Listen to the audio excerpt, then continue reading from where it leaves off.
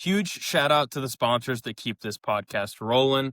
First up, we have CTS Media. If your business needs better content, a fresh website, or full service digital marketing, CTS Media has you covered.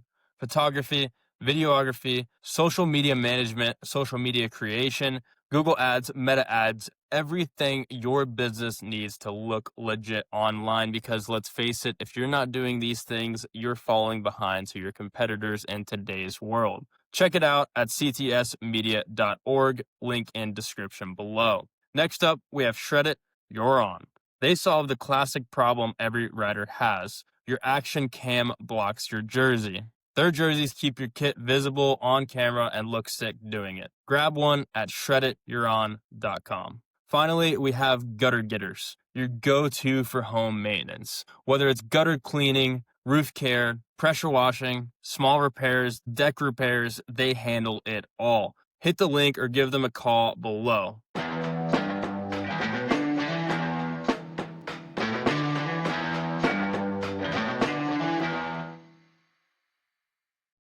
All right, what is going on, everybody? I reckon it would be Tuesday when this is posted, so happy Tuesday, folks.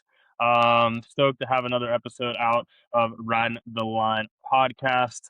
Myself, Kason Smith, joined by my co-host, Ross Moxton. What up? Coming to you from the southeast, man. It's been real chilly, real chilly down here, so I hope everybody's riding and doing what they love to do. But super short and sweet intro today, man. We got an awesome guest. Everyone's gonna love this one. I guarantee you, every single person is gonna love this one. A very well loved person in the industry and the southeast. So I'm gonna let Ross bring our guest in today. Who we got, brother? Dude, we have got the one, the only, the man, the myth, the legend, Mr. Ben Hobbs, or as he's better known, Ben Duro. I started calling him Hobbs Duro because everybody started calling him Ben Duro. But this man is multi-talented on motorcycles, bicycles, on making noise in the garage. And now he's turning over to swinging a couple golf clubs. And getting out on the links a little bit from what I've heard. How you doing, Ben, man? What's going on? It's good to see you. I'm doing good, man. Thanks for having me on, guys. Stoked on it. Brother. Appreciate the sweet intro. You know it. You deserve it, brother. We deserved you don't need any hyping up, but you definitely deserve a good intro, man. I think like I was saying, everybody's gonna be stoked to hear this one, and you have a lot of fans. I'll go ahead and say it for you. You got a lot of people that like you very much, so this is gonna be a good one. And I know we can tell some good stories. So for sure. Yeah, most definitely, man. No, I've known you cats for a while, so I'm stoked to shoot the shit with you guys for a little bit. So, Kason, when did you and Ben first meet? Ooh, yeah. It's got to just be like Big Creek stuff back in the day. Yeah, it's kind of where you and I met, Ross. I think so. Yeah, Quick Sixes. I mean, when I was actually racing. I mean, Ben was one of those guys that was at every single event that I was going to. Like, no matter, he would definitely go to way more races than I would, and he was there every single time. And that's, I don't know, I guess, and then kind of became friends from there. And of course, I was a youngin', so I, slowly matured and we got closer throughout the years for sure. But I've always seen him on a dirt bike or a mountain bike, and every single damn time he was sending it, man. Like, either that thing was gonna explode or he was gonna win the race every single time. Yeah, checkers or wreckers, dude. Yeah, I think, dude. I think Ben, we met through basically Dustin, right? Well, I think just like through the Big Creek scene, and then that mutual friendship with Dustin, and obviously all the snowshoe trips and all that stuff that we had way too much fun on. Oh my God! Yeah, dude, I miss those trips, man. That was a good time. There was only one shitty trip, but we don't have to tell that story. In more ways than one, right? I don't know. I think we should talk about that, Ross. We'll get there when we get there. But yeah, that was a good solid one, man. Yeah. I've heard snippets of that story. I know exactly what you're talking about. Yeah. But hey, before we get there, Ben, tell us a little bit about what you're doing in the bike industry, who you're with, all that good stuff. Just give us a little bit of background on what's going on with you, like current day. Yeah, current day. Right now, so I'm sitting in our like warehouse slash. We've got a little bike shop in here, which is what's behind me. But new development is we're now the North American headquarters for Supreme spokes and nipples. So if you're not familiar with Supreme, I'm sure you're familiar with DT Swiss. They're kind of one of the bigger names, but Supreme's pretty notable brand as far as like high-end spoke world. Some of our bladed spokes go on, Zip wheels, Industry 9. Our stuff goes on a whole lot of people's wheel sets that do custom wheel building. So, yeah, we're North American headquarters for those guys now. So that's been the latest project that's been at least the most time consuming as far as getting our warehouse situated. We landed like over 1.5 million spokes and same in nipples. So it's been a lot of organizing and getting the warehouse ready to start running efficiently and shipping stuff out that we're working through. Outside of that, I've been with Bike Fettish, which is we're a small distributor, but we also do brand management and marketing for specifically HT Components, the pedal company. So, Mhm. um, been with those guys for a long time. I think Jake, which he's up here too, he's we've been working together for about 8 years. So it was previously, we were doing Novatech stuff. Sapeem's filled that role. So the HT Bike Fetish thing, and then I'm an independent sales rep for Troy Lee Designs and Intense Bikes for the Southeast. Okay, But yeah, that's the day-to-day role as far as those are the brands I work with right now. that's sweet, dude. Yeah, no, it's a lot for sure. It's There's only intense. yeah, that it is like camping. Um, yeah, so I've got my plate's plenty full, that's for sure. That's killer. And where are you based out of? So where are you at? Grew up in Clayton, Georgia, the northeast corner of the state. If you've ever seen the movie Deliverance, um, that's where it was filmed. I know you've paddled the Chattooga a bunch, I'm sure. Mm-hmm. Um, so yeah, just north of the Chattooga River, yeah, northeast corner of Georgia. North Carolina is about 6 miles away. South Carolina is about 6 miles away. So, some pretty bitchin' mountains in the backyard, which is tight. Heck yeah. Close to Lake Burton, yeah.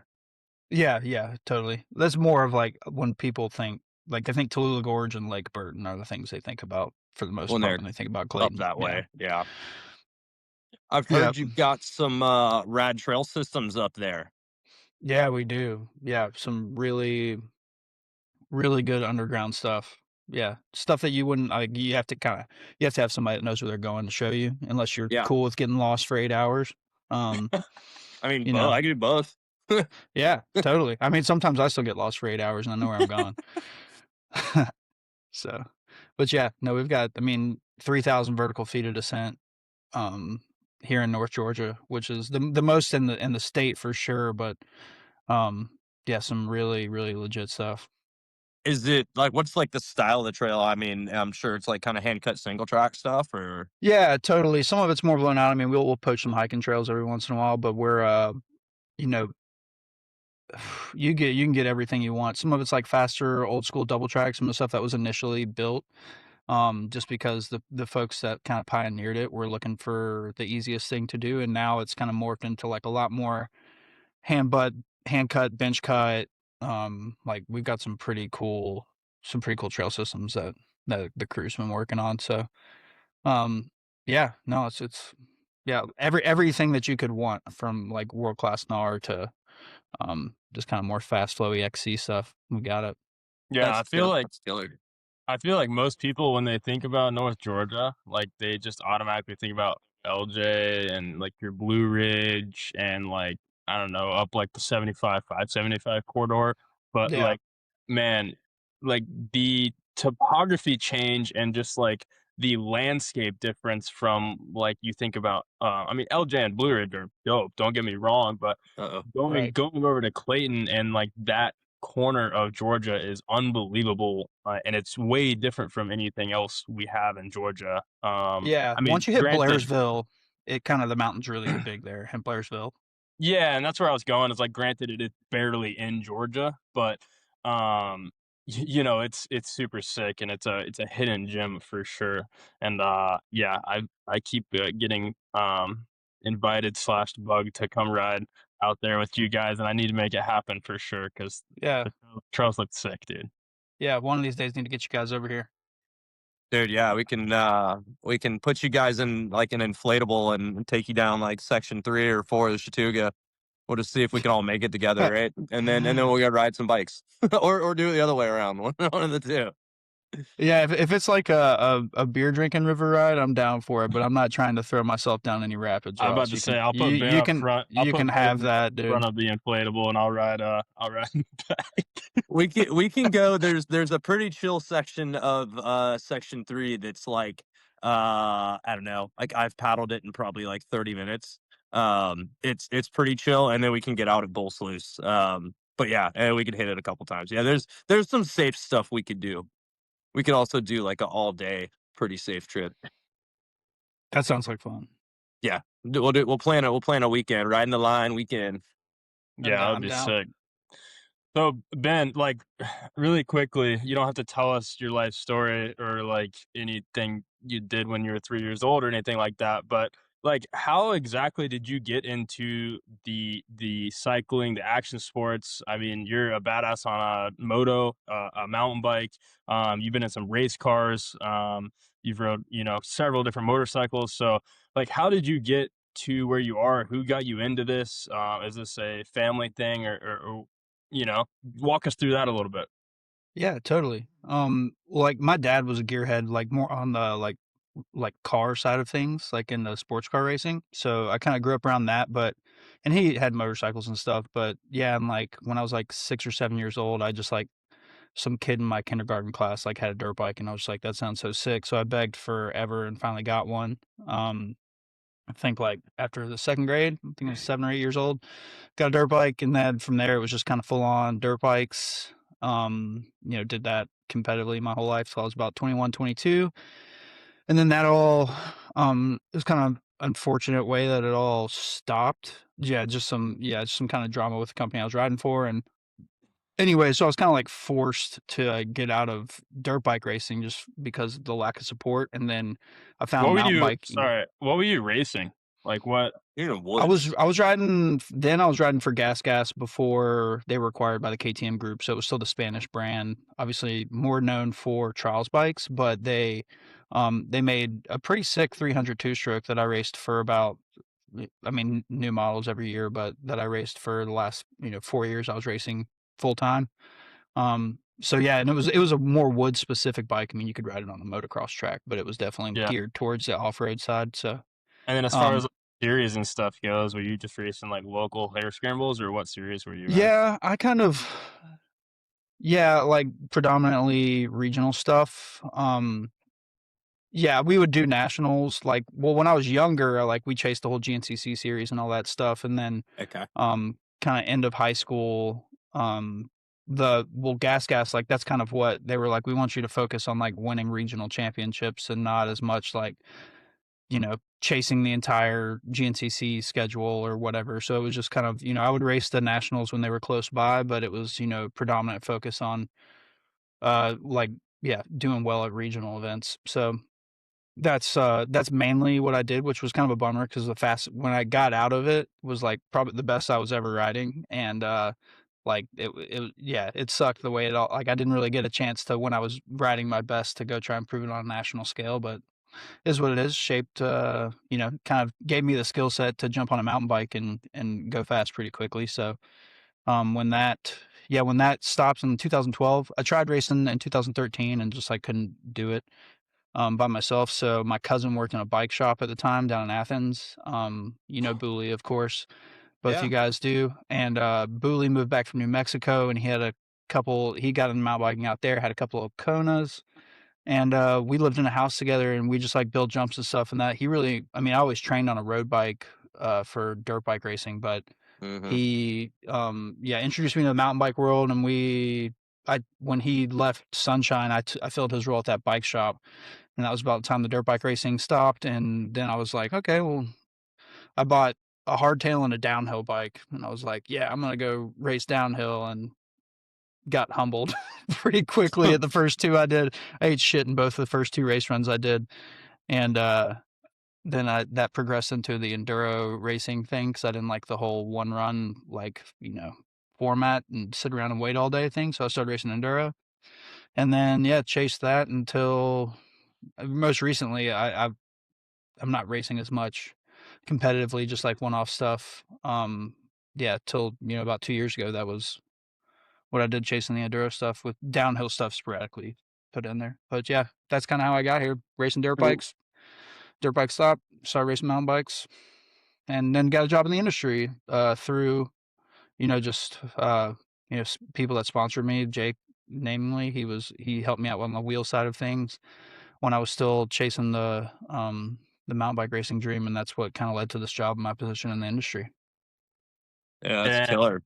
so when you Yeah. went to the mountain bike side of things, you were riding Giants, right? Is that what Sun Yeah, was I rode. carrying at I the rode. time, or Yeah, I rode Giants forever. The shop I worked at was a Giant shop, which okay? we carried Santa Cruz and a few other things. But them as a company, like the local reps, and even when I was like living in Colorado and like chasing the big mountain enduros and some of the EWS stuff, they were like Giant as a company was gave me killer pricing on bikes, like, and it did a lot to support me. I remember I was out in Colorado and I broke a frame, and the local Giant rep like was like, sent me a frame. So they were just such a good company when I was riding. Yeah, that's what I got my start on, and rode Giants for a long time. Yeah. Yeah. Yeah, I remember you were on that Rain all the time. Yeah, it was a great bike, man. That 27.5 Ram when it first came out, that's still one of my favorite. I have a couple broken ones in the corner over here still. Nice. Yeah. Where was your first downhill race? Because these are always good stories. Yeah, Beach Mountain. Yeah, actually Ethan Yo. Quell, I went with Ethan, dude, in cuz we had became homies. He was still, kind of on the back end of him racing competitively, but I went up there with him. It was rainy, wet, cold. He got like strep throat while we were there or something, and then Chuck Pitts gave me a ride home from the race. Like, it was such a just kind of a off the wall weekend thing. But yeah, Beach Mountain, muddy, I ate shit. It was yeah. So Dude, go ahead, Casey. Go ahead. yeah, I was just gonna say, like, so speaking of eating shit, like as far as injuries goes, in all of these things that you have done, I mean, you've had to have had some big spills. Like, talk about some of those. For sure. Yeah. Well, it was funny. I hurt myself a lot more. I mean, well, not funny, but I hurt myself a lot racing the dirt bike. Um, yeah, lots of them. Broken back, collarbones, arms, wrists. Knock on wood, I've been very unfortunate with the lower half of my body, other than like ankle heel stuff. But most recently, and the one that kind of like was the I feel like everybody at some point in their life, they have that wreck where they're like, I don't want to do that ever again. And I had that it was 2.5 years ago. I smoked my elbow really bad. Um, and that's the one where I was kind of like, man, I'm 33 now. So I was 31 at the time when I did it. Which not to say like a bunch of people race, downhill and enduro at a high level into later ages, but with the crumbling of kind of World Cup enduro racing and stuff, it's just like there's nothing really to push for other than like trying to go fast at local events. So, and yeah, I did everything I wanted to do. So yeah, that one 2.5 years ago, did my elbow really bad, dislocated, broke pretty much everything in there. Luckily nothing like displaced, no surgery, but yeah, lost concussions, broke both arms a few times, ribs, shit like that. But I was going to say this. I didn't, in my cycling career, I was relatively injury free other than little nagging ones until the year I did my elbow, and I hadn't had a downhill bike for like a long time.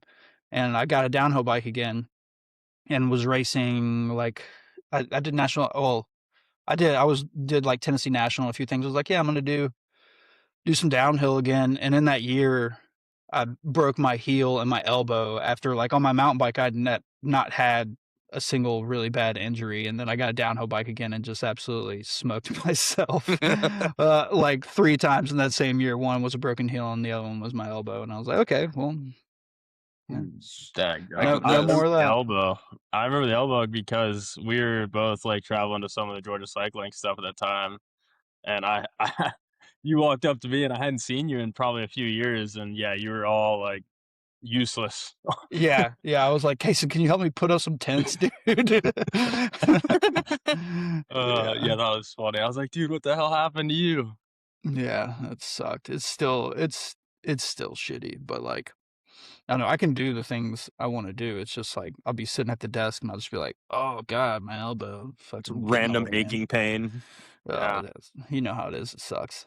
I do. That's how like But the shoulder dislocations for me, man. Like it was like they're oh so yeah, they don't feel like anything at the time, but like even like I just did one in I don't know a few months ago, and like just now am I starting to feel like some of the issues with it of like over like you ride a little all day and then it starts aching and then or just like hmm sitting down like just the weight of your arm sometimes like it's just like those nagging ones that wasn't bad when it happened but it just lingers.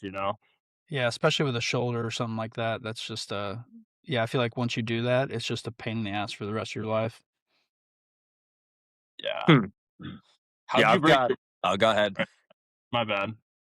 I've got one. My biggest injury, honestly, was when I separated my shoulder. Like I got almost a grade 3 separation. Concussion, definitely had the concussions. But I think with all the stupid stuff that I've been lucky, man. Like never broken a bone. I chipped a bone in my fingers, but I don't know how Dude, I stayed away with broken it. a bone, dude, that's crazy. Never. That's surprising to me. That For is I sure. know, right? I hope you're hitting wood right now. Thank you. Dude, that's Yeah. crazy. I just like I've been unlucky with the upper half of like I always catch myself. So I've broken probably 3 or 4 wrists at this point. So Yeah. oh you say Yeah. sorry, I thought you were about to say something. My bad. Mm. How'd you break your back, Ben? It was Daytona. It was the GNCC in Florida. It was my last year on like super minis, and it was right after that KTM 105 had came out, and we got one. And Okay. God, dude, that thing was like a cheat code. It ripped. It was like that year. I don't know, from the year before to that year. It was like you watched the entire like super mini class go from whatever big wheel to like everybody showing up on 105s. And yeah, like from what I mean, I do remember it. And was having like the race of my life, dude. Like ripping to Florida sand on like the third lap, and just going across some sand whoops and hit a root that was kind of on top of a sand whoop. I don't know if it was loose or whatever, but it just swapped me up and I centered up a tree, like a big one. Yeah, going fast and like split my helmet down the middle, it, like bent the forks, cracked the triple clamps. Bro. And I was definitely out cold for a second because, like, when I got up, like, there were people around me, and I was like, "Oh my god, I gotta keep racing." And like, Get out of the way. I gotta get my bike. yeah, no, I got up and started riding, and I went maybe like I don't know 100 yards, and was like, my back hurt, and I was like, "Oh, I can't keep riding," so I stopped. And funny enough, well, I I got an X-ray as soon as we got home, and the way those races stacked up, there was like we raced Florida on Tuesday, and then the Georgia GNCC was on Sunday, so it was a 5 days between the two. And I got an X-ray, and the fractures didn't show up in the X-ray, either that or like whoever read them didn't know what they were doing. And so we are like, okay, no cracks. I guess we're racing Sunday. So then I went and raced Sunday and the way it was, it was like my T3, 4, and 5, they were all split down the middle. Like it was a hairline fracture going all the way down. And so luckily, like no surgery or anything, but it was like I was out and I finished that race, dude, and I think I got like 6th or something, like got the whole shot and just went backwards the whole time. And then I was just like, I just noticed when I was sitting down, I was like, shit, this hurts. And then got an MRI and they were like, oh, like that wasn't glad you didn't, die out there. Dude, But, yeah, if you would have had another fall, that'd have been terrible.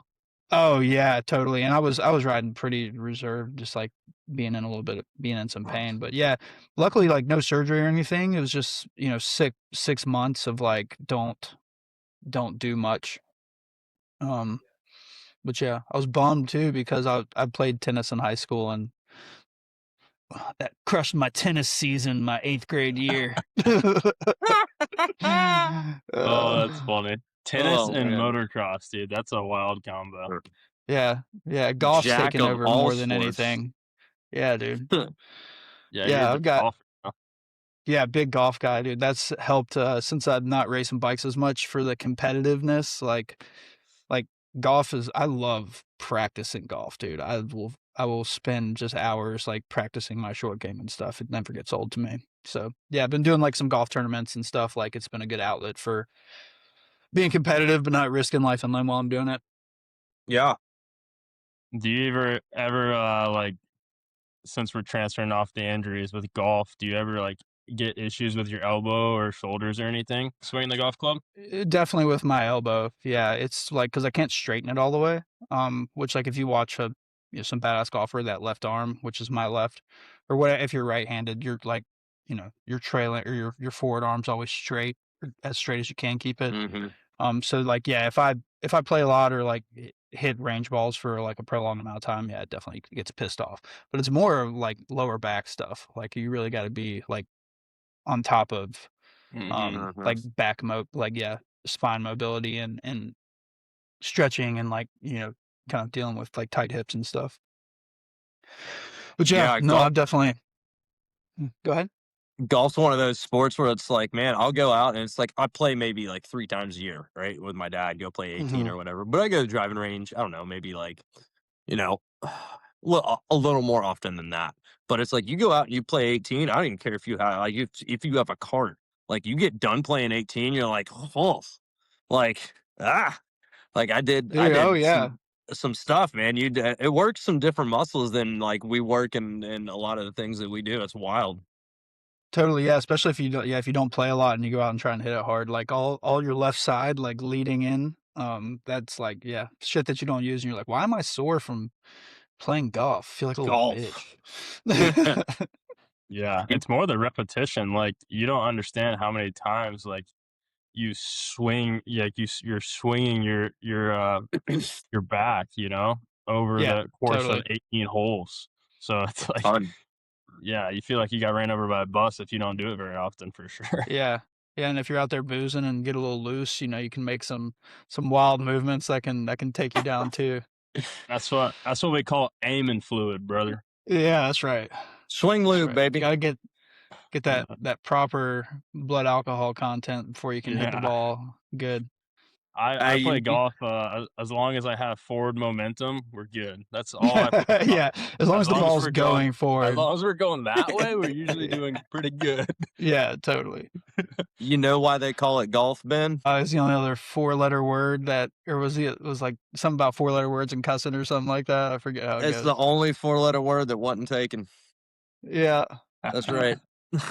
Oh, that's fun. Yeah, it's funny because the more you suck, the more you swing, and so the more it hurts at the end. Yeah, Mhm. totally. That's what I found out. Dude, I've been grinding on the golf game, man. That's been a lot of So fun. let's talk about what's your 9 record and what's your 18 record currently. What's your handicap?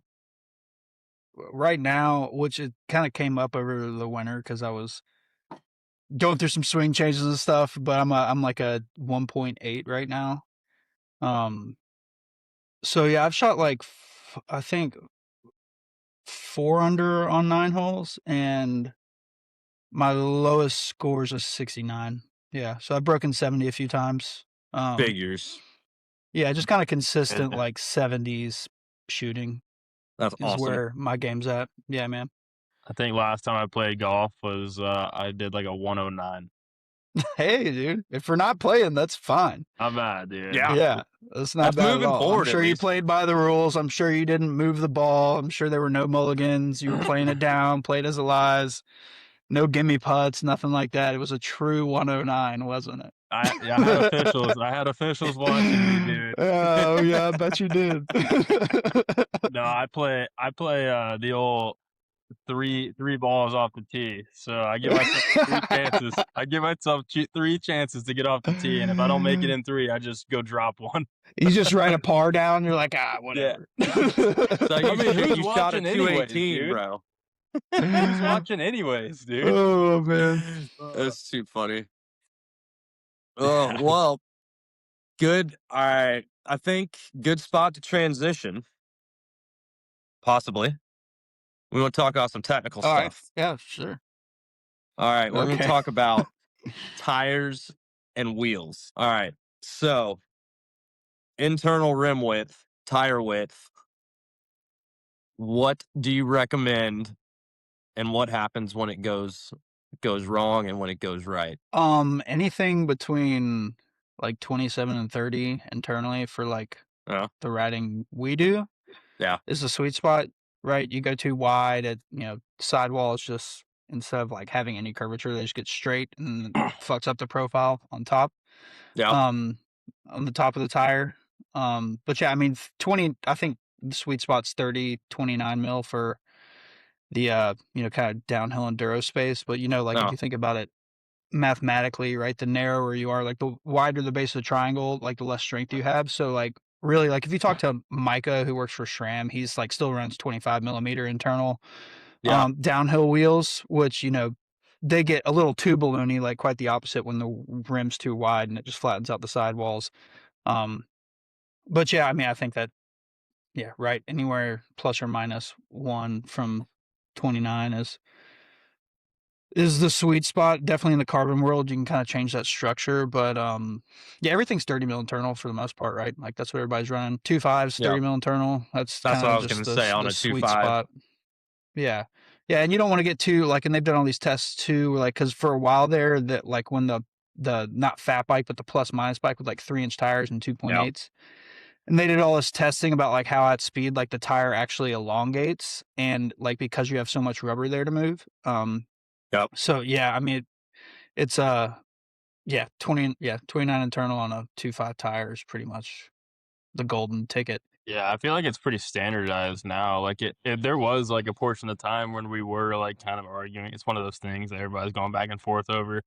And I feel like it's pretty like standardized as far as like enduro downhill goes. And then you have your XC width and like your typical, especially with a tire on XC, your 2.2, 2.3s, and then enduro is typically the 2.4s, 2.5s, and I feel Yeah, like and you look at too, like, dude, the I mean, fucking gravel wheels are like 24, 25 millimeter internal now. Internal, Like, yeah. yeah, when we were racing 10 years ago, that was an enduro, like a downhill wheel set Yep. was that width. And now, like, because especially I was in the wheel business for a long time, and it was like the standard's just, oh, wait, no, wider's better, wider's better. And, even road bikes now, people are running 32s for the most part on a road bike. But which I think is the sweet spot. But, it's just funny how we got there. Riding Yeah. balloons forever. Yeah, totally.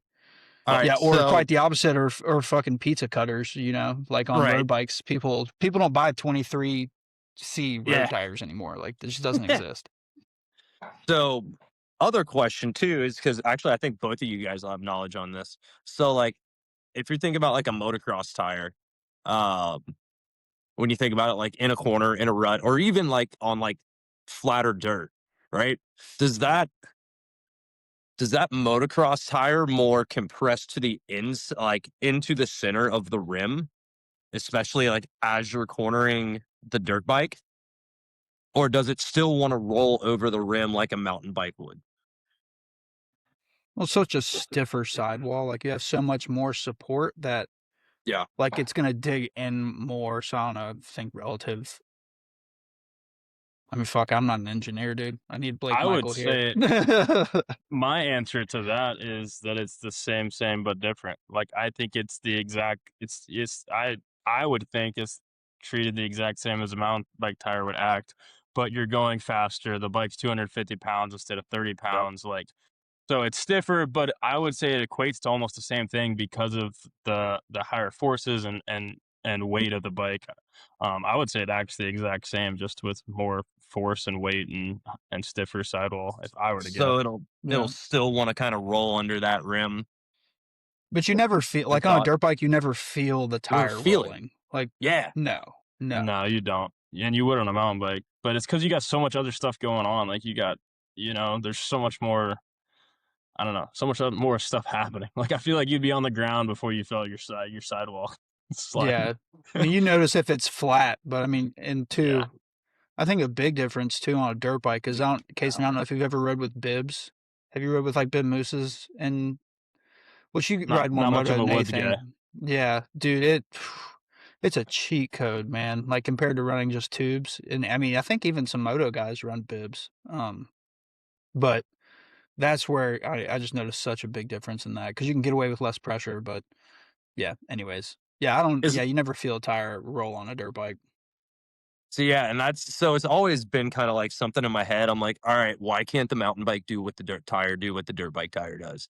Like I've always had that question. You know what I mean? And I'm like, why did this? And also, I guess because you have a throttle, you got like forward drive, so that tire's like actually putting down power. Like there are more forces there. But I've always wanted to see if we could get like a downhill tire or an enduro tire to do what a motocross tire does.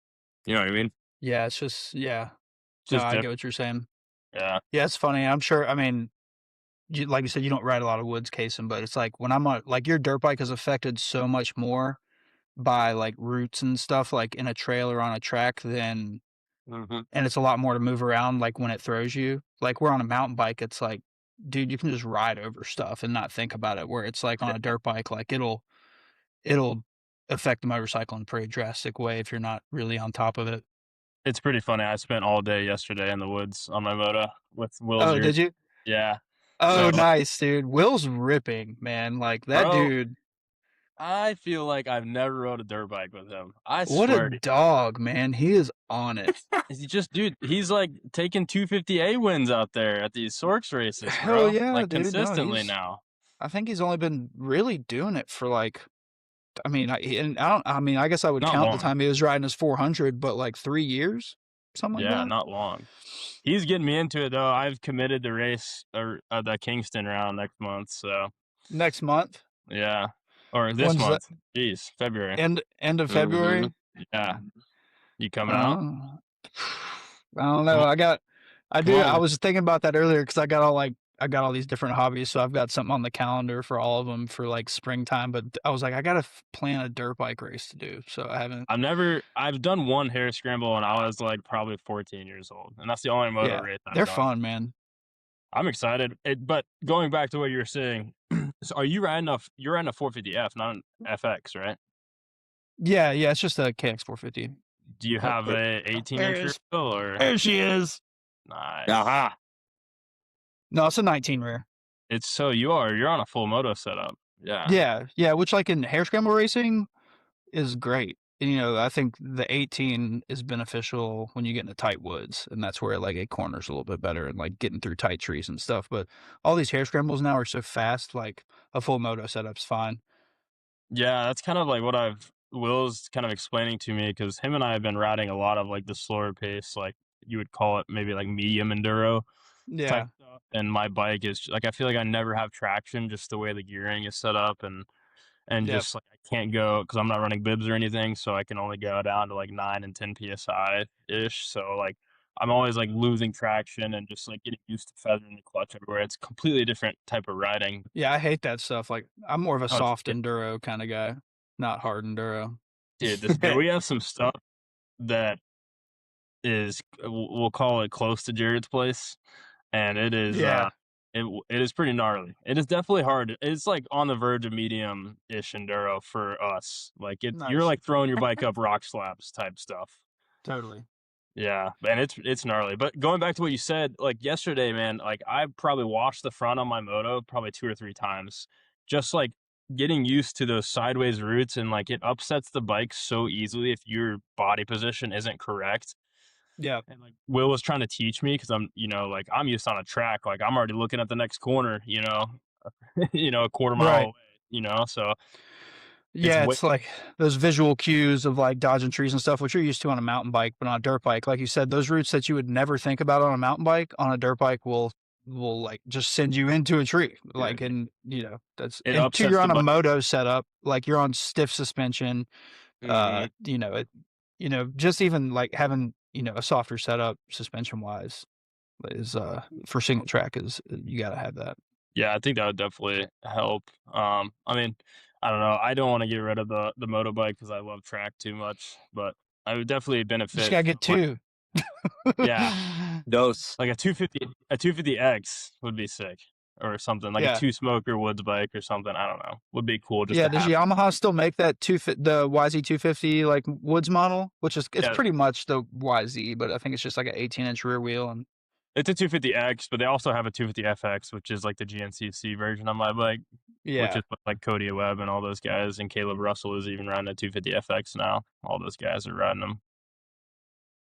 But it would be Yeah, cool. my buddy Evan, I think he was just I don't forget because he was riding for Randy last year. Evan was, but I think he was just on a regular 450. I don't think it was anything like the X model or something like that. Yeah. But Yeah, no, dirt bikes are dope, man, but they'll fuck you up. Yeah. I know that. I knew. Yeah. All right, quick break. Huge shout out to the sponsors that keep this podcast rolling. First up, we have CTS Media. If your business needs better content, a fresh website, or full service digital marketing, CTS Media has you covered. Photography, videography, social media management, social media creation, Google Ads, Meta Ads, everything your business needs to look legit online, because let's face it, if you're not doing these things, you're falling behind to your competitors in today's world. Check it out at ctsmedia.org, link in description below. Next up, we have Shred It, You're On. They solve the classic problem every rider has. Your action cam blocks your jersey. Their jerseys keep your kit visible on camera and look sick doing it. Grab one at shreddityouron.com. Finally, we have Gutter Getters, your go-to for home maintenance. Whether it's gutter cleaning, roof care, pressure washing, small repairs, deck repairs, they handle it all. Hit the link or give them a call below. All right. Thank you, guys. Back to the podcast. Hold on one second. You're good? Yeah. We needed a refresher. We've gone to the There you banquets. go. Oh, banquets. Ben, have you been following the Supercross season? Oh yeah, of course, man. Yeah, my Nice. girlfriend hates it.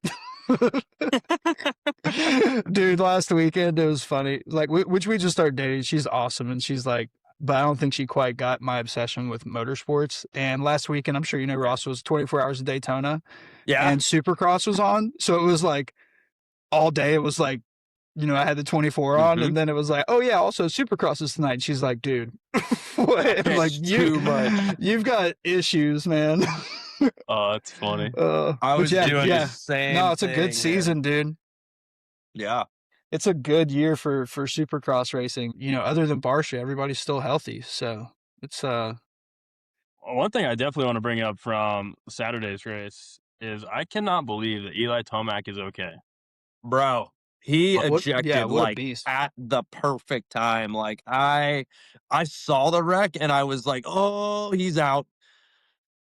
I don't know. I don't know how he did that. Yeah, dude. I can't. And then, dude, Plessinger the other weekend too. Like, I can't believe he was all right. Yeah, that one. And of course, like everybody wants to start these conspiracy theories that it's all KTM's fault, and because the WP stuff that's going on, everybody's saying like WP suspension is because they've had shock issues. So like this happens to Eli and then, you know, AP as well, and they're like, oh, it's the bike, it's the bike. I saw everybody online like posting this. And then Eli said in the interview that it was he accidentally drug his brakes off the face of that jump, and that's why. I'm glad he said that. That's what it looked like. Yeah, I'm glad he said that because people would be going crazy. I love shitting on KTM though, dude. I can't stand that brand. Kentucky trash. Kentucky trash machine. Yeah. I have not heard that. That's good. Yeah, my buddy says that. I like KTM's. I ain't gonna buy one. Everybody else rides them, dude. I don't know. It's not like, they're good motorcycles.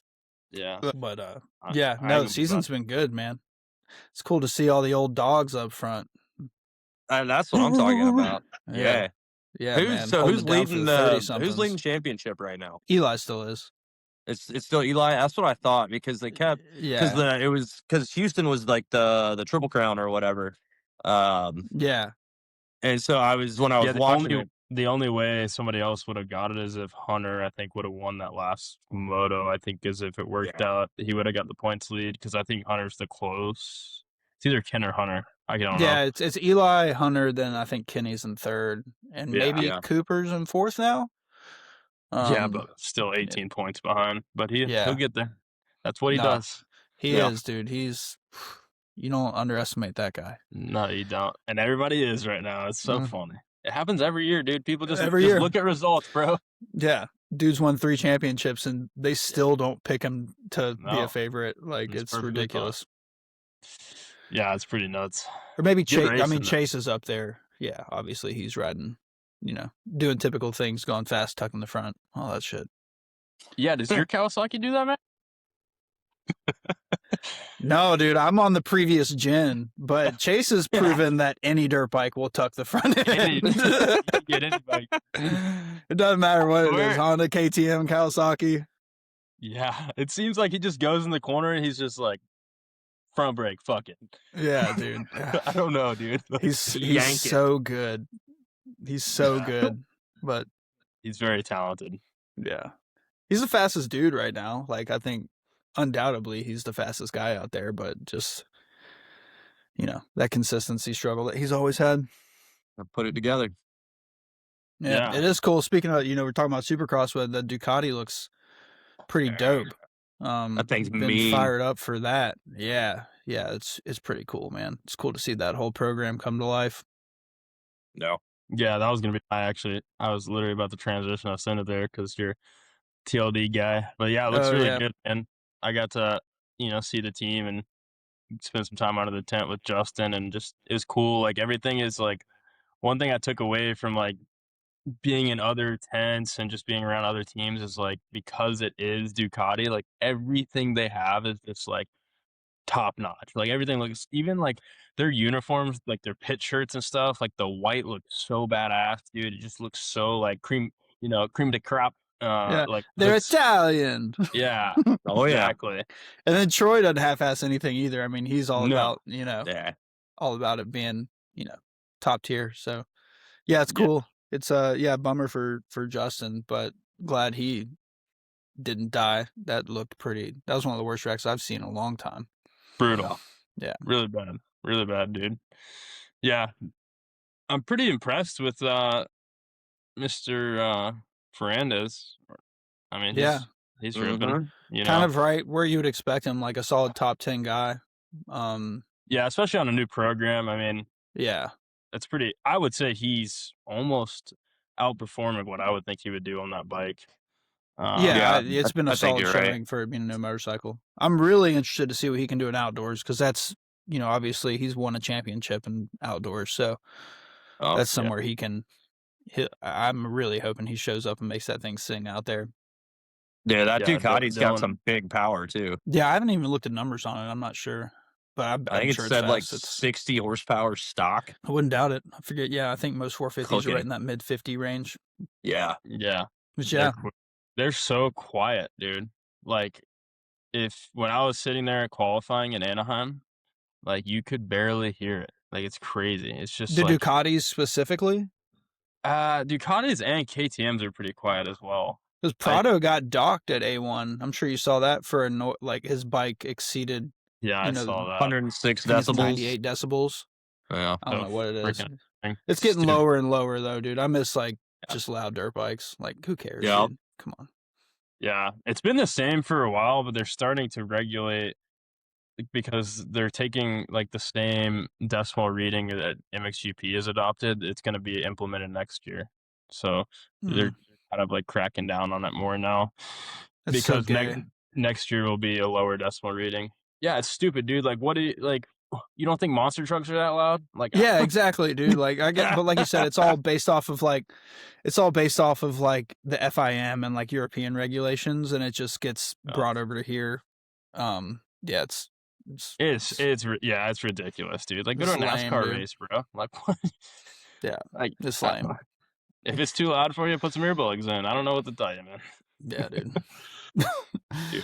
Can't say, hey, y'all watch this, and then have your bike not make any sound, man. I mean, it's just not as fun. Yeah, that's why, like, dude, when like the whole E thing, like, I will no longer be a fan of like sports car racing if it becomes electric. Like, I just won't. And it's already gotten like lame because like people aren't running, just naturally aspirated motors out there. It's all this EcoBoost, like, low liter, like high, then like all the cars are hybrid, which some of them still sound good, but like, man, just doesn't sound the same anymore.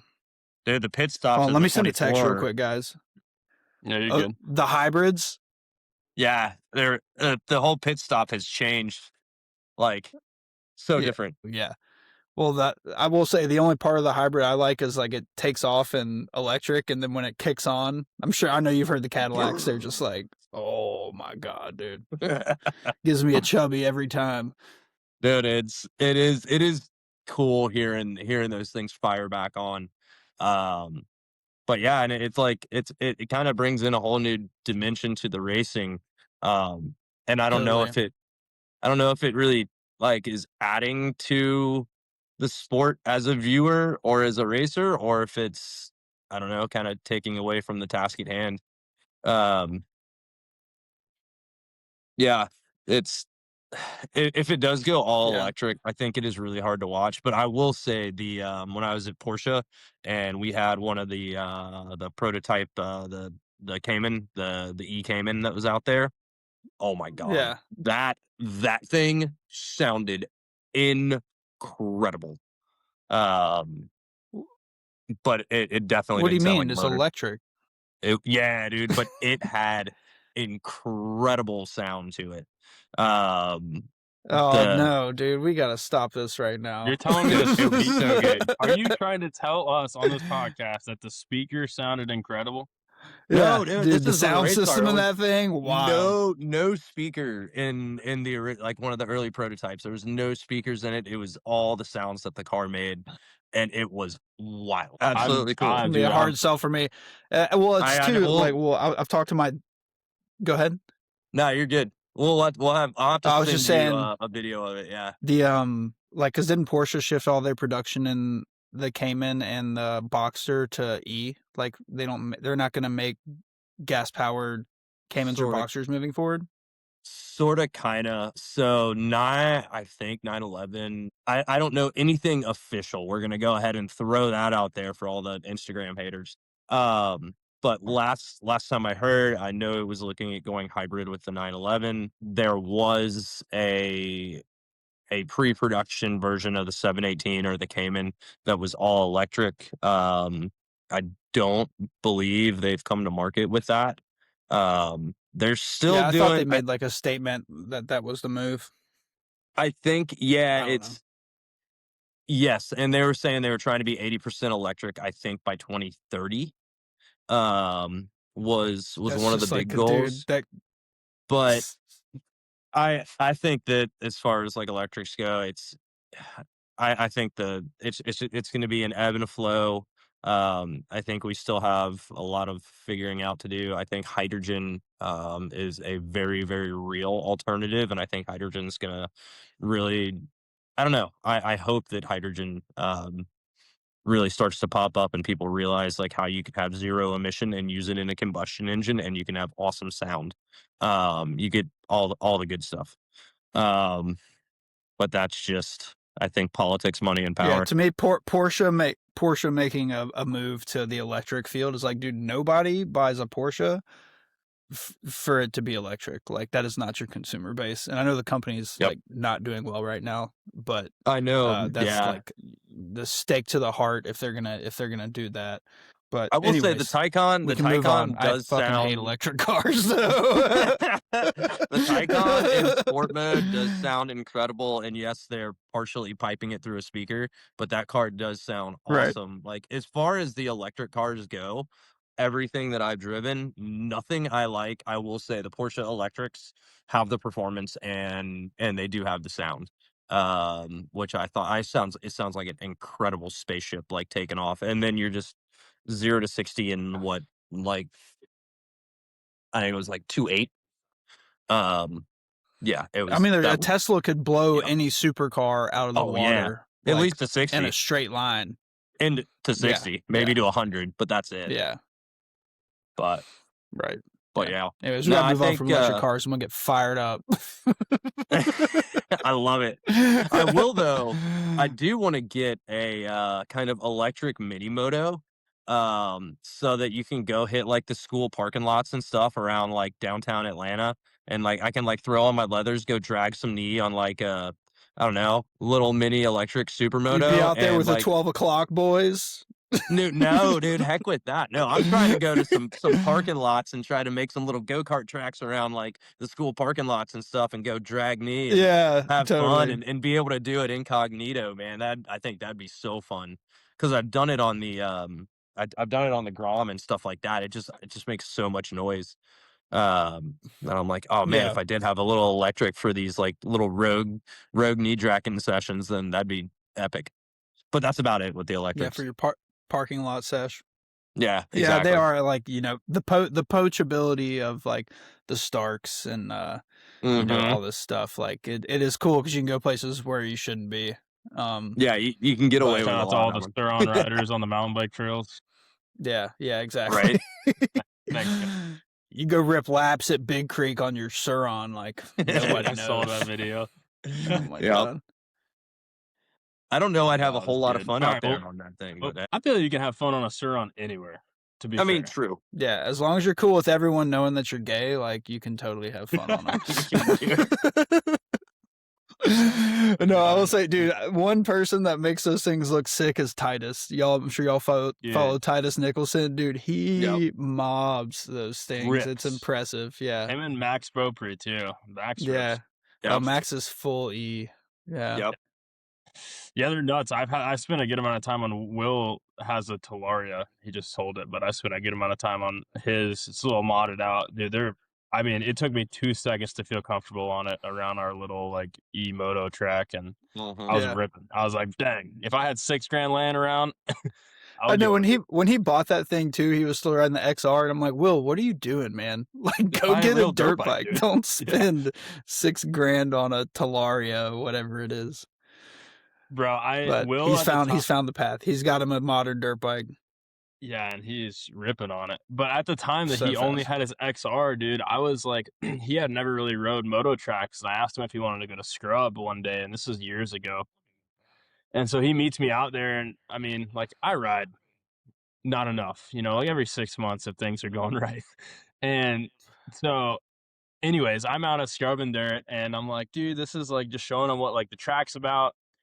And bro, dude, I do like 2 or 3 laps. He's behind, and he's following me, and like I get like a good flow going, and I keep looking. Like I'll do a corner, and I'll look and check and see. Bro, he's on my tail the entire time on this XR, and I'm like, bro, this guy rips, dude. And like for never riding a moto track, I know we already hyped up Will earlier, but I was like, damn, yeah, like that's our get, bro. Some people just got it, dude. He's one of them. He got it for sure. All right, well, I want to transfer. We're almost at that hour point. I want to transfer into some industry stuff. You got a lot of good things going for you professionally and whatnot. So, but one thing I did want to bring up and kind of ask for our viewers and honestly myself as well. We know you worked with Factor Components for quite some time, and that was you know, somewhat of your creation with some other folks. And so just curious, you know, we know that's no longer a thing anymore, and I repped some Factor wheels on several of my bicycles, and legit never trued any Factor set I had, and they stayed so straight, dude, and I beat the hell out of them. So big fan of Factor stuff. And it was cool to support something local. But yeah, man, what was going on with that, and where is Factor now? Yeah, were you riding one of our carbon wheel sets then? Yeah, I had 2 sets of carbon wheel sets, and I had an aluminum. I had a Talladega set too. Nice. Well, yeah, the kind of the burst story behind that whole brand. Well, Jake was like really the driver behind that, and it was in a time when like we were talking about like, you know, rim width and tires and all this stuff. So like initially, Factor was created as like a carbon wheel brand through like we wanted to like because you have Novatech, that was the parent company. But we wanted to create something like separate. It's just like TRP and Tektro. You know, you think about like, you know, big, larger, you know, OEM brands wanting to kind of separate and create a more aftermarket specific high-end thing that's not associated with the parent company. So that's what Factor was. And it was initially started as like a carbon wheel company. Which it just like the time that they were doing that, it was like, 23 mil internal was like accepted. And then it was like when the wheels got here, then all of a sudden everybody's running 35s and stuff. So it kind of like died, along with some like like some rims that came out not good. And it was just like, okay, project just got tabled and like it stopped. But the hub, within that, like the hub was the initial development of the hub was, actually, I think Jake, wasn't it Joe Benatina who helped with that? Yeah. So Joe, who was Brian Lope's like right hand man forever, he helps with he works with Cody Kelly now, pretty tight. But anyways, Joe was a big part of developing that hub and drawing it up. So anyways, the carbon kind of wheel thing took a back seat and the hub became the focus. And then when I started working with Jake, we kind of put our foot on the floor a lot more, like the two of us when we moved, because initially it was all based out of California. We brought it, like the first thing I did was bring everything from California here to Georgia. And then, we started pursuing that whole Factor brand a lot more. And it was, really Jake and I, me being more the one that's like out and about at races, doing stuff. And, Jake, he did all the design work, like as far as like our graphics and stuff like that. And like I would help and like feedback and stuff, but he's the one who's good at making stuff look tight on the computer. And then I was the one kind of out on the road. But anyways, that was how we kind of got it really going with the hubs. And then, got some good traction with that. And obviously with Novatech, we had rims already. So we were, initially, I don't know if you remember, but in the early stages of it, we were lacing up Factor hubs to Novatech rims. And then we got the Factor branded rims, which were basically the same with different branding. But like, it was more about like the story and the fact that it was a Georgia based brand. And like, we were the ones that were doing it. And obviously I was, very tied in. Jake and I both, like, we worked for Novatech, but we did everything we could to make sure that it wasn't like people didn't view it as like a Novatech product, that it was separate from that. So, yeah. And, I was on the development side of things. So like I was always testing product and doing all that. So we were constantly making better stuff. And then that led into like the pedals, the stems, we work with HT, so we were able to make pedals and stuff like that. So yeah, it was just like the overall growth. That's just like the timeline and the story of it, how it started. And then we got to a pretty good point, like through COVID. We were, making some good progress. Nico and like his crew, all the frameworks guys were riding it. Like Asa, I think on World Champs he was on still, which this is after they weren't riding for us, but he was on a set of Factor hubs when he won World Champs that first year. So, and then just kind of changing the tides. The bike industry started getting bad, and not, I don't want to like go too deep into it, but basically it wasn't our decision to like stop the Factor thing. That came from a higher up position with Novatech, and they made some changes internally where it was, a family owned company. They went to be publicly traded, like IPO. So that brings in a board of investors, and there's just all this oversight. And they, I think it was just they're not here. They don't see what's going on. They're kind of, they're, once you go that route, your sole focus is on global growth and not as much like this little regional project that we had going on that was doing well.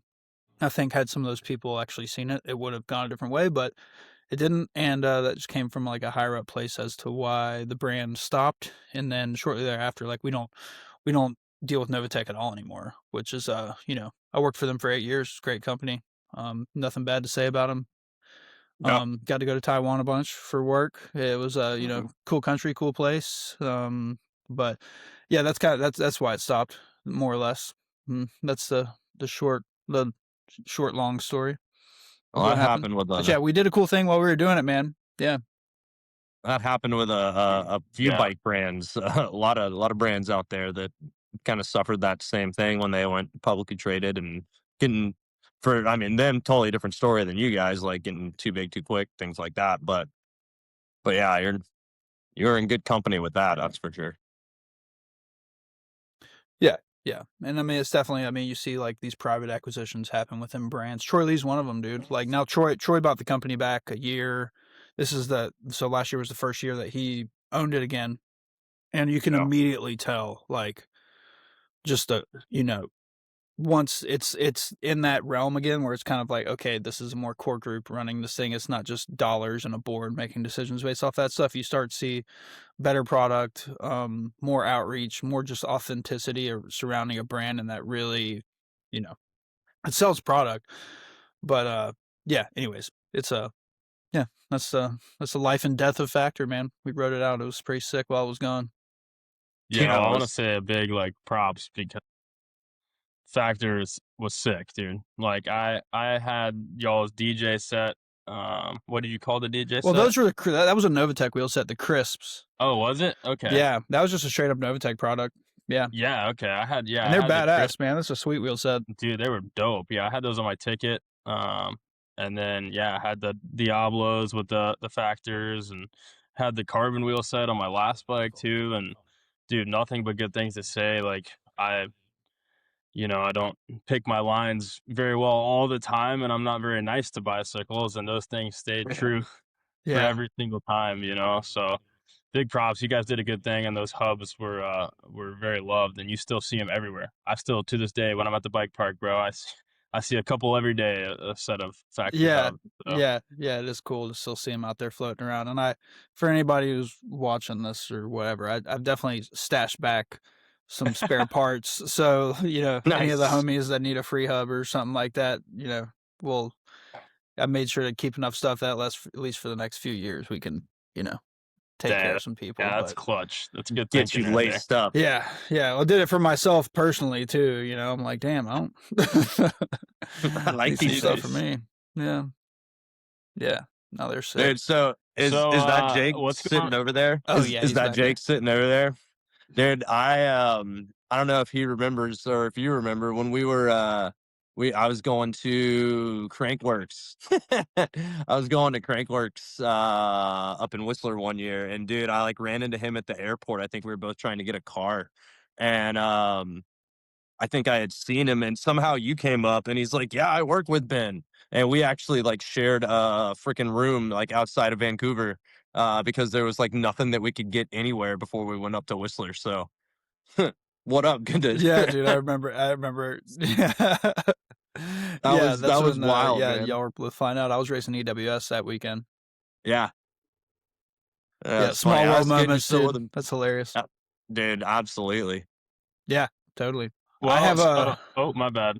What's that? Go ahead. You have something to say? No, I was gonna ask you about something else. Continue.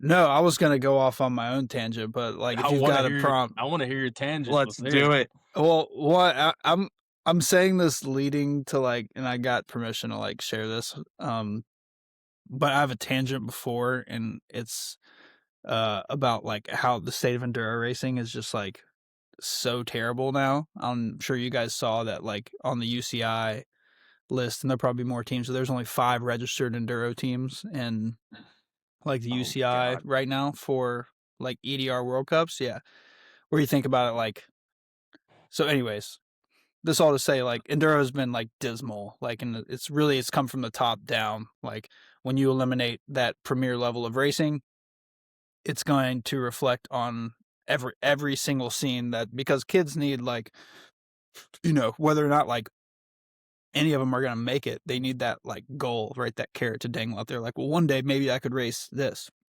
And since the merging with UCI and the death of the EWS series, they've just made it completely unattainable to get there. And like, it exists now, but like, there's no pathway, there's nothing to get you to enduro races or get you to the top level of the sport. So like, therefore, all the local racing scenes have died, and also like the category of bike, like enduro bikes in general, has died. I'm sure you've noticed that, like, people don't buy 160 170 mil travel bikes anymore.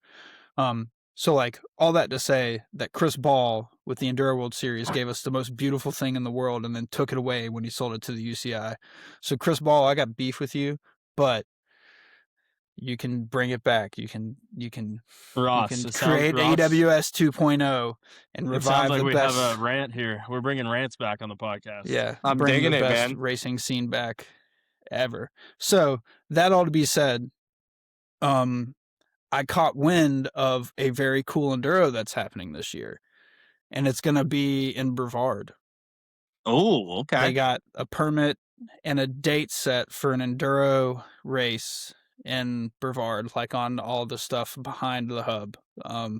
So yeah, and I don't know if you sick. remember back in the day, Brent Noisette did one there with Third Coast, and it went really bad, and they were like, we're never letting an enduro race happen here again. Well, this is kind of through like the eyes of Pisca Sorba. I went to their, like, they had this volunteer like appreciation thing, which I don't, I poached it for sure, just being like an industry person. I just went to like go talk to people, but that's such a great organization, like the Sorba Pisca group, and they're they've like done the work to get the permit to actually have an enduro race in May in Brevard. So on the good stuff. put that on the calendars. Nice. I mean, it's on the trails that you're allowed, that are on maps. Yeah. The good stuff is, elsewhere. Oh, yeah, it's still good. Don't get me wrong, but on the staples that everybody's rode forever, they're actually going to have an enduro race out there May 17th. So okay, yeah, hopefully make enduro racing great again. Dude, that would be killer. Put it on Man, account. and on the note that you were saying, Ben, I remember a few years ago, dude. It was like I would watch every week, every weekend. I would look for those like EWS videos. And I'm gonna call it EWS. They were so I would look good for all the pink bike updates, and man, like the photo series, everything was so good. And yeah, it died. Yeah, 100%. Yeah. I mean, dude, it's bullshit, dude. Like Jack Brown. Yeah. Jack Brown got second at national champs. This was 2 years ago. He beat Richie. He had Richie beat until the last stage of the race, wrecked twice. And he got selected to race on the world champs team for the United States that year. Well, there was like an EDR, whatever they call it now, the UCI. There was an Enduro the weekend before. And Jack was like, sweet, well, I'll like make 2 for 1, race that, and then race world champs, like for Team USA. And they wouldn't let him race it. They told him he wasn't qualified. And I'm like, dude, this kid literally just proved that, I mean, outside of Richie, he was the fastest one in the country at this race. Yeah. And had Richie beat. And you're going to say that he's not qualified. It's such a shit show, dude. This was a UCI. This was a UCI decision, right? Yeah, totally. Yeah, dude. I have talked to. I won't say their names because they've never approved it. But have talked with multiple top level pros in downhill enduro, and they have been like same exact sentiments about UCI. I'm not the most knowledgeable about it, but dude, I can't get on board with it. It's irritating. Yeah, I mean, you have to have a sanctioning body, but like, you could do a good job. That one, yeah, dude, that's bring enduro back. I digress. No, it's good. Yeah. I like it. So at least there's a cool one happening in Brevard this year. So that's sick. Yeah, I kind of brought this up on one podcast, and I got absolutely roasted for it on social media, which is fun. But just like racing, just mountain bike racing in general, I just feel like it just is like it's just not the same. And maybe it's because like I care way more about moto, so that, like I'm a little more biased about it. But I definitely feel like the excitement, the hype, and enduro racing, downhill racing, like it's definitely just not what I remember it to be. Maybe I could be wrong, but I just don't feel like the excitement, the hype, like you don't have that 12-year-old, that 13-year-old wanting to be a pro downhill racer. Not as much anymore. Trust me. I know there's people, there's plenty of people I know that are still aspiring to be that. But I definitely think, with UCI coming in and whatnot, could be some changes. And I don't know, it sucked to be on both ends of it because like I watch Supercross and motocross and I'm like, dude, like mountain bikes has the ability to be that. Like it could, I don't think it's ever going to be as on like on a money level, on like a, on that level of thing, but it could be something like that. And it just bothers, kind of bugs me that it's not on that trajectory. Yeah, and two, it's like it's a viewership thing too, right? Like obviously motocross and Yeah. supercross can be viewed much more easily, and like the coverage of a downhill race, like from the viewer watching it, is great, but it's not head to head, so you don't have the thrill Yep. of the action of bar banging and passing and stuff like that. And the UCI has always been the sanctioning body of downhill racing, not always, but for predominantly Yep. since it's been televised as. So what you saw happen is when Warner Brothers took it over, the exclusivity went up. And I think, you're talking about like the 12-year-old kids don't aspire to that because there's such a level of exclusivity now. Like you can't get in to race these things anymore. And that was like what was so special about downhill, and what is still special about motocross, while it doesn't happen as often, is this privateer. They go race in New Zealand, and the local on the hill's like, sweet, well, I'm going to race the World Cup there, and gets top 20. And it's like, forever, that's been like that beautiful thing about downhill racing, is that somebody can just, and while you do have to be like a top level rider, it's not like you can just sign up for this thing, but you could, like, whether it was, through the local cycling federation or however you got in, there was like a pathway where now you still have to petition in. But like when I tried to petition for the Snowshoe World Cup, 3 of the dudes, like Richie Rude was one of the guys petitioning that I was petitioning against to try and get a spot to race snowshoe. And it was like, there's like 5 spots here that are basically already tenured World Cup pros. And, it's just, there is no pathway to race at the top level anymore unless you're, on a factory team or, and that's even getting harder and harder. They've made it so that, they're only allowing, I forget the numbers now, but it's like 60-30, 60 can qualify, or 60 have the chance to qualify. And then like, the way it's broken up now, it's just, there's no, yeah, it just doesn't seem obtainable anymore.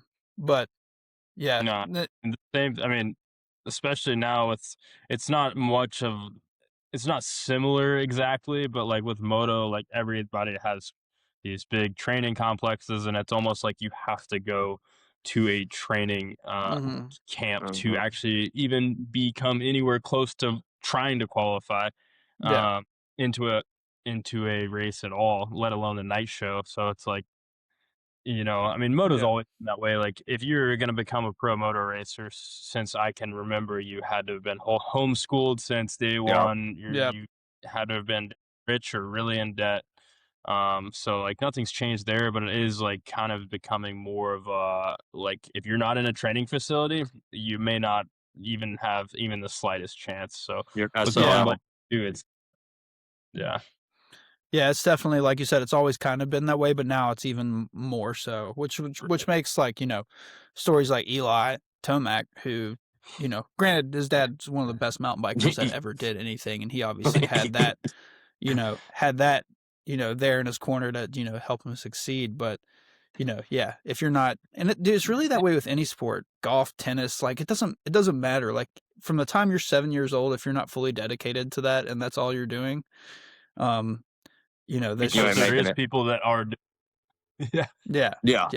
There's a very, very, it's already a slim chance. It's just that much, less likely. But yeah, I digress. It's, motocross is still sick, and, it's wild to me. And I mean, don't get me wrong, we were scraping it for me to go, like, go race dirt bikes when I was a kid. But like what you see some of these parents do, and I mean, you hear the stories of like, a lot of people that have made it, their parents like second mortgaging their house and living out of a motorhome as a family, all so that like their kid can try and make it in a sport where he's just going to hurt himself a lot, likely not make it. And if he does make it, the chances of him making a lot of money for an extended period of time are even less than. It's a grind. Wild. Yeah, it's honestly like most of us are sick in the head, the people that do try and do it, but yeah.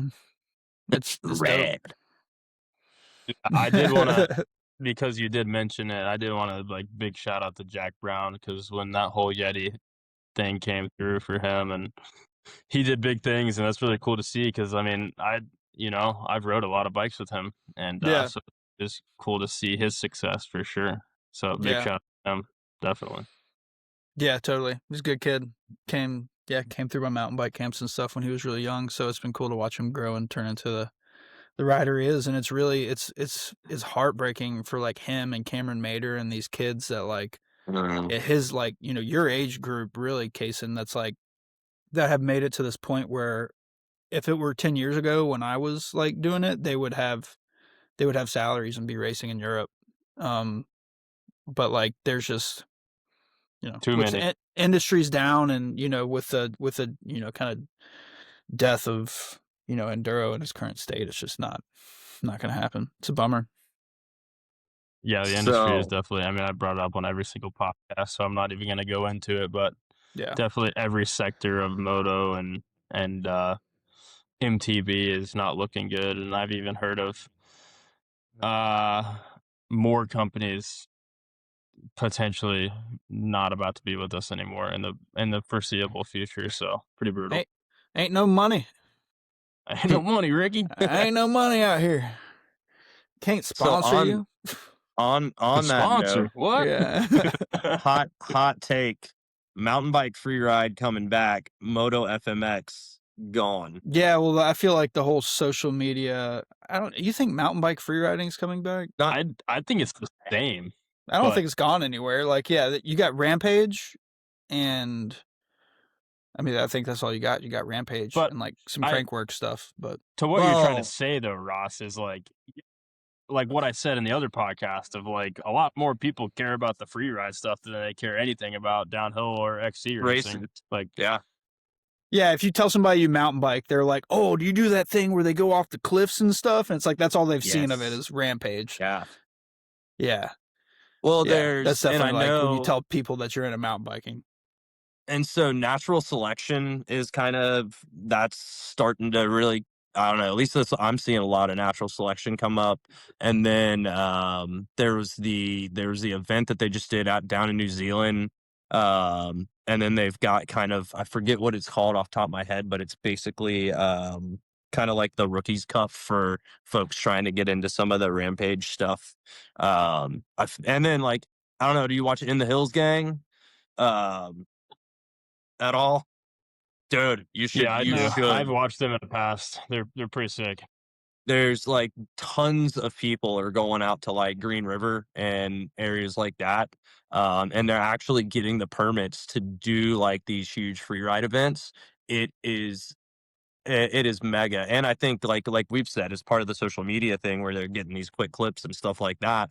Versus if you're racing, you kind of got to watch like at least most of the thing. But I feel like in the mountain bike world, I feel like at least free ride is like staying steady, but and maybe I'm just not looking in the right places, but I feel like in moto, like free ride has like started to tank a little bit, and I feel like dude, you think it's just as Oh big? yeah, like just freestyle motocross in general. Yeah, yeah. No, FMX been gone.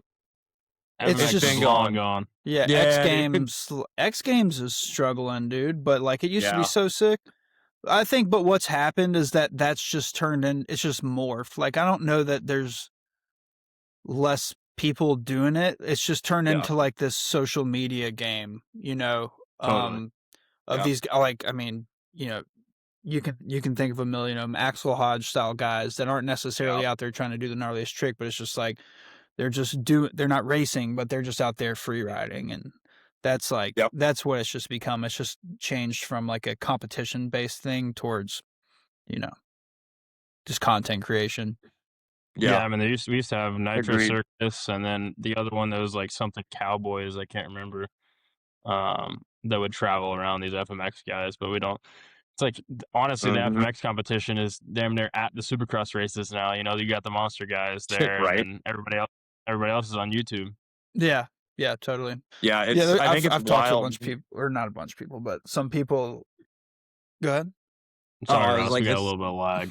We got some lag, yeah. I think it's wild watching like, Deegan like out there racing, and it's like his dad was just like this huge like FMX, pioneer icon. And then it's like I kind of thought he might follow in those footsteps, but it's like, nope, it's like we're doing the racing thing. I think that transition's wild too. Yeah, that kid's got it, dude. He's so good. Dude, Very when talented. He's just a when shithead. he I don't know, I Yeah, don't he know is about some of he is those a little moves he bit. made, man. But he's incredibly talented. Which Absolutely. ones? Oh, you're talking about him and Joe last year, Well, I mean, even at Houston, where he was man, trying probably- to take out Joe Shimoda the whole race. Yeah. Max Anstey, the Max Anstey. Yeah, the he didn't Anstey need to park thing. Max.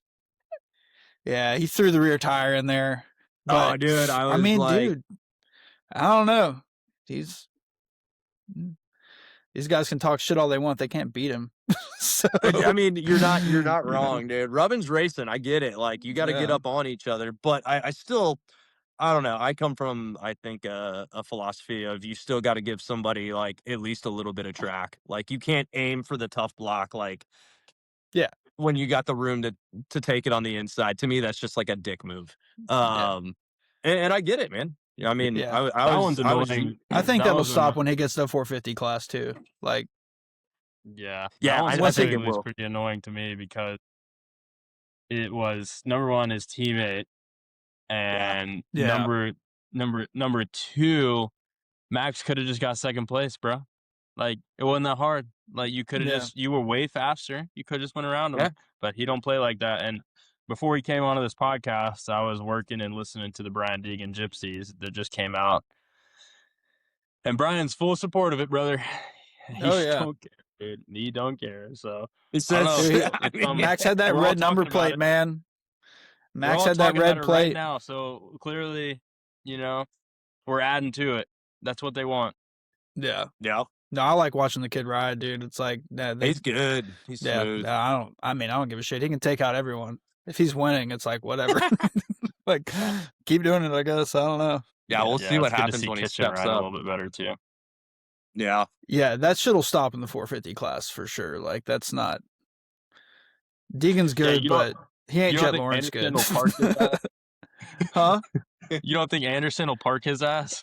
They all would. They all will. Like I said, I think it'll stop. Like, it's a 250 100%, move. dude. Yeah. Yeah, for sure. Got to be scrappy Yeah. in the 250s and 450s. You've kind of learned a little bit. Yeah, they just always race. They race cleaner unless it's Vince Freesey. Like, they're all. Dude, did you see Vince got negative points? I don't know if this has ever happened. He got negative points at a Supercross round. I was looking through. I was like, I don't think that's ever happened.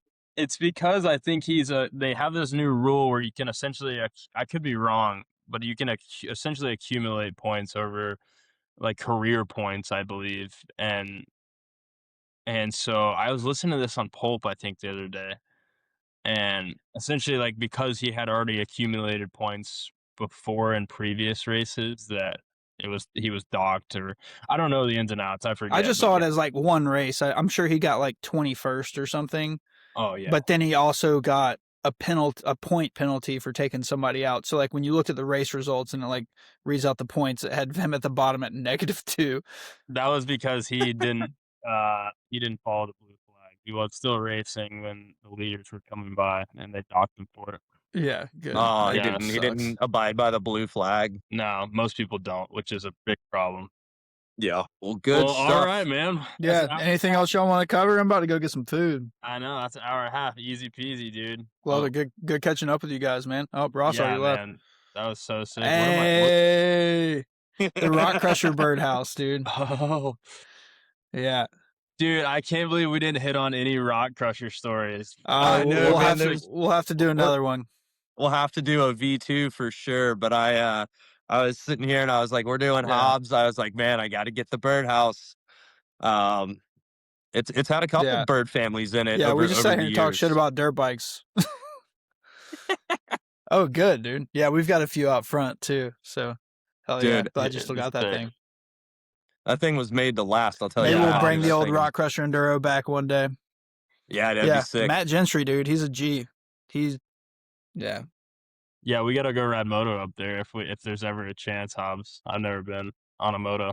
Yeah, we can go whenever, man. Adam's he's a good friend, so as long as cleared by him, but we can go ride there for sure. It's cool. Yeah, let's do it. We'll line up a day.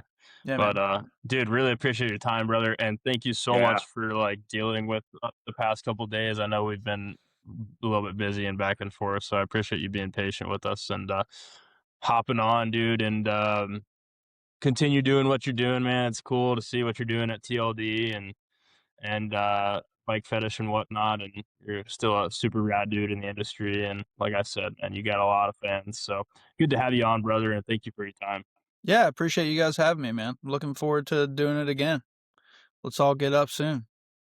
Yeah, man, we'll do a riding the line trip up to Clayton. We'll go have a whole lot of fun over a weekend. Yeah, I need to go do a little inventory of the trails because we just had that ice storm last weekend, so haven't been out to scope the damage. I'm sure it's not good, but we'll make it happen soon for sure. We'll give it a couple weeks. Yeah, let me sharpen up the chainsaw and I'll get back with you. There you go, brother. Hey, man, thanks again. Have a good one. All right, boys. Catch y'all later. Appreciate you having me. Boys. Good to see y'all. Peace.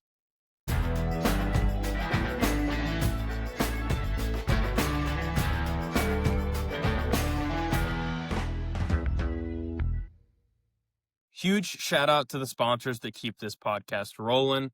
First up, we have CTS Media. If your business needs better content, a fresh website, or full service digital marketing, CTS Media has you covered. Photography, videography, social media management, social media creation, Google Ads, Meta Ads, everything your business needs to look legit online, because let's face it, if you're not doing these things, you're falling behind to your competitors in today's world. Check it out at ctsmedia.org, link in description below. Next up, we have Shred It, You're On. They solve the classic problem every rider has. Your action cam blocks your jersey. Their jerseys keep your kit visible on camera and look sick doing it. Grab one at shreddityouron.com. Finally, we have Gutter Getters, your go-to for home maintenance. Whether it's gutter cleaning, roof care, pressure washing, small repairs, deck repairs, they handle it all. Hit the link or give them a call below.